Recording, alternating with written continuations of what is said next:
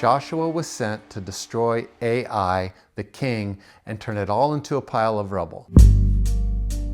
Now, why and how this message popped into my head today on Easter in a lucid fugue state, I just don't know.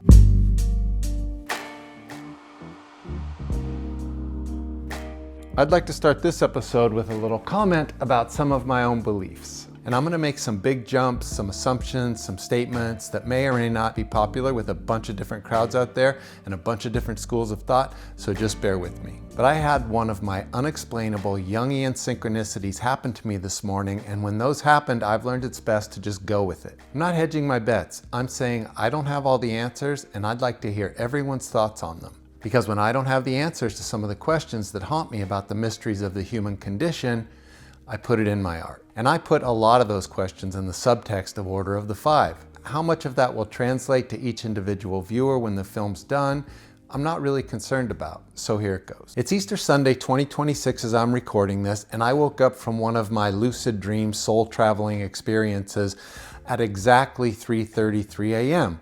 Now, that's not unusual for me.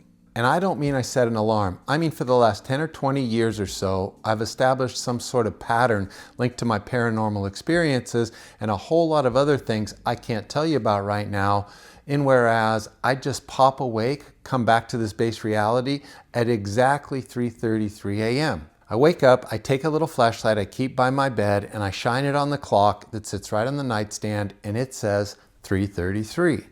Take from that what you will, and if that interests you, I'll put a link to the trailer of my last feature film, Trickster, down below. That film is on like 100 streaming platforms all over the world, and it's free to watch on most all of them. Oh, when I talk to my lead producer, Jem, I call these kinds of things a 3:33 frequency. And this particular one has a biblical reference that started it, and I guess I shouldn't be surprised being that it is Easter morning. My history of reading the Bible goes like this. I read the book cover to cover for the first time about 40 years ago. Since then, I'll read it whenever I want some clarity or have a question about some experience I went through in my waking life. This has happened a lot of times to me, as I do think the Bible is the greatest story ever told. But keep in mind, I don't follow any particular religion, and I lean more towards the Joseph Campbell school of thought when it comes to my belief system, and I just try to understand, like he did, that all religions are okay for the people who believe in them. Now, I'm completely open to your thoughts on this, so please put all of those in the comments section. Because I've been so immersed in the Order of the Five world for the last 18 months,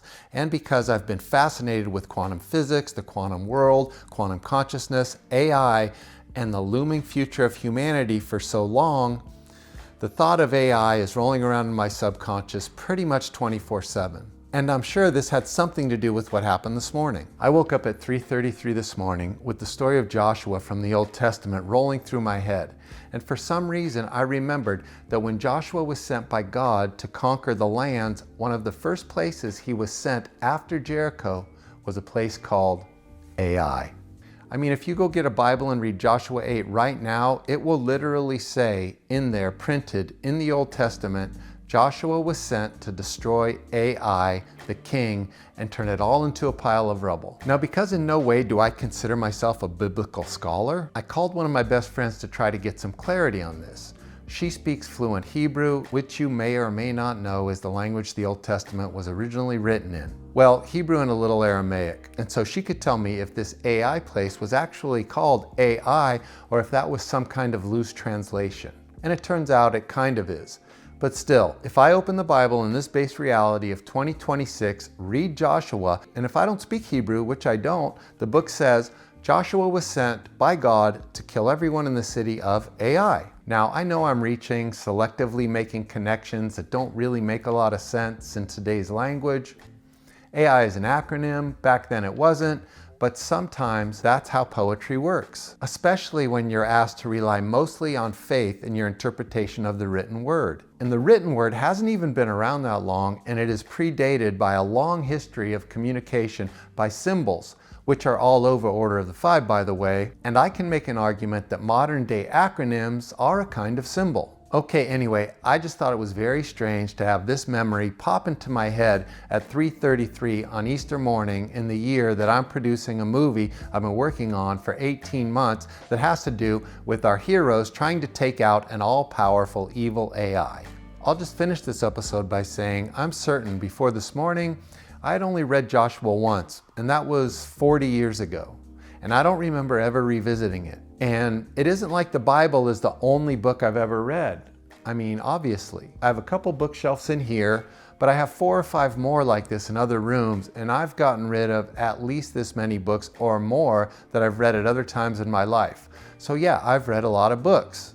To say that I remembered one line from the Old Testament, I don't know. Now, why and how this message popped into my head today on Easter in a lucid fugue state, I just don't know. But I don't think it's a good idea to ignore it.